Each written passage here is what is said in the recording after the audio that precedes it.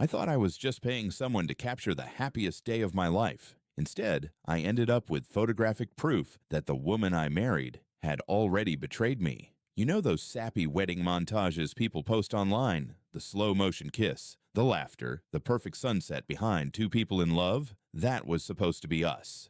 Me, Adam, 31, boringly reliable small business owner. Her, Kelsey, 29, smart, magnetic, the kind of woman who walks into a room and makes you forget what you were talking about. We were together 4 years before I proposed. Took my time. I'm not impulsive. I liked things planned, stable. That's what love was to me, knowing someone's there no matter what.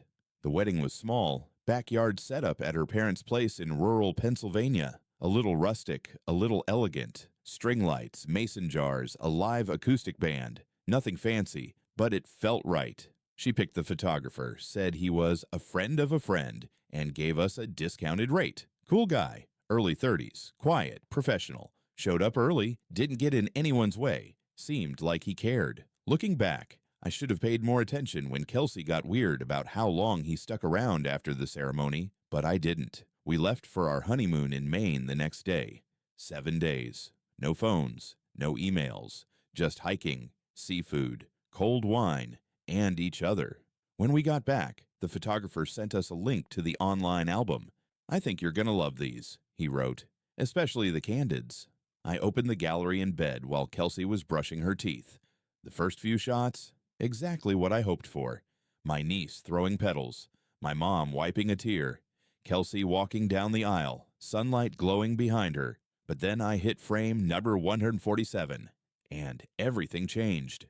It was a candid. Kelsey, standing behind the tent with someone, a man. They were turned toward each other, close, too close. She was holding his hand. His head was tilted down toward her face. Her smile was different, not the kind she gave to guests or to me. I zoomed in. The photo was taken from a distance, but the expression said everything. I clicked to the next frame. Now they were hugging. Her arms were tight around his neck, his face buried in her shoulder.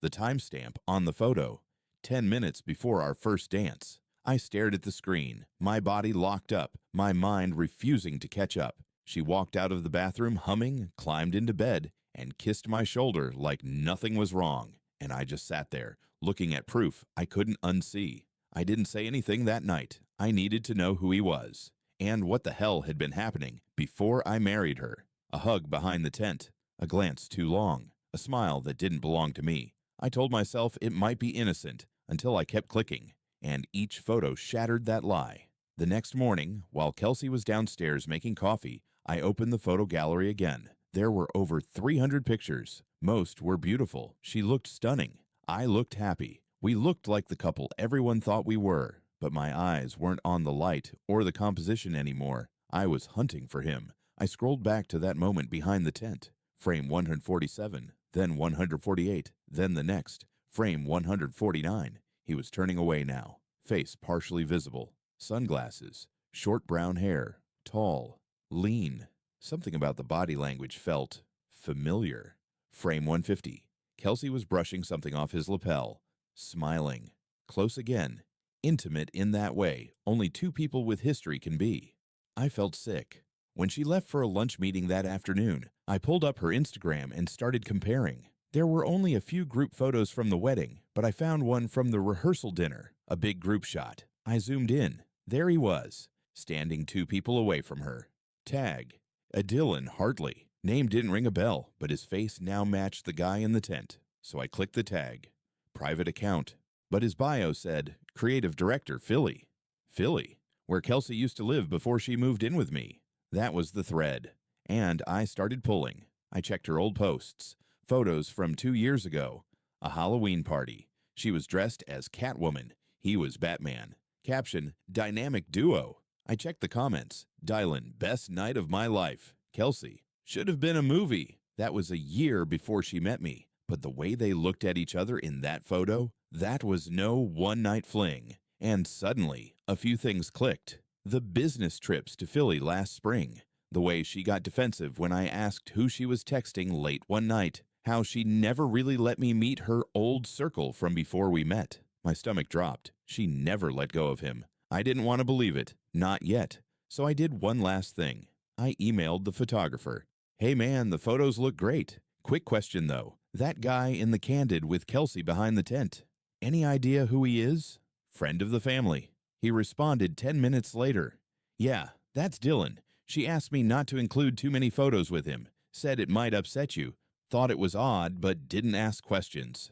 She asked him not to include too many photos with Dylan. She knew it looked wrong. She tried to hide it. And somehow, she still stood beside me and said vows in front of everyone we loved. That night, I couldn't look her in the eye. I couldn't eat, couldn't sleep, because now I knew the truth. I didn't just marry someone with secrets. I married someone still tangled in another life, and I hadn't even seen the worst part yet.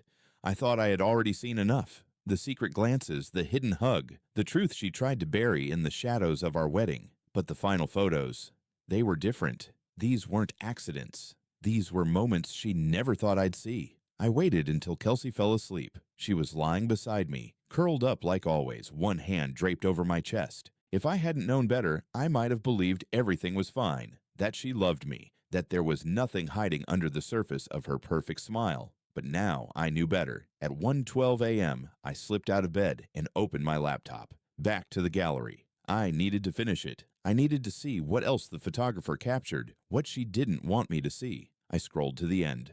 Around frame 312, the lighting changed. It was later in the night. The guests were more relaxed. The dancing had started. The air felt looser, messier. Then came frame 317. Kelsey, outside near the fire pit, laughing. Alone? No. Dylan was in the background, half in frame. Frame 318. He was walking toward her. Frame 319. They were talking. Her hand on his arm, his head tilted close. Frame 320. She reached into her dress pocket and handed him something. I zoomed in. A small folded note. I felt like I couldn't breathe. At this point, I didn't know what was worse, the idea that she was still emotionally connected to him, or the possibility that she was actively planning something with him on our wedding night. I stared at that photo, heart pounding, and wondered, what did she give him? A goodbye? A promise? Or something else entirely? Frame 322. He put the note in his jacket. She smiled, turned, and walked back toward the dance floor, like nothing had happened. Like I hadn't just said, "Till death do us part," less than an hour earlier. I closed the laptop and sat in the dark, stunned. This wasn't just an old flame showing up and stirring up old feelings. This was a thread she had never cut. She brought him into our wedding. She made sure he was there, and she tried to keep him hidden until a camera caught what she couldn't control. The next morning, I asked her straight out, "Did you invite Dylan?" She froze mid-sip of her coffee. "What?" "Dylan Hartley. Tall, brown hair, Philly." She looked at me like she'd seen a ghost. "Why are you asking me that?" "Just answer the question, Kelsey." She set the mug down slowly. "He's an old friend. We dated a long time ago, but we've been over for years. He just came as a guest." "You told the photographer to avoid putting him in the pictures."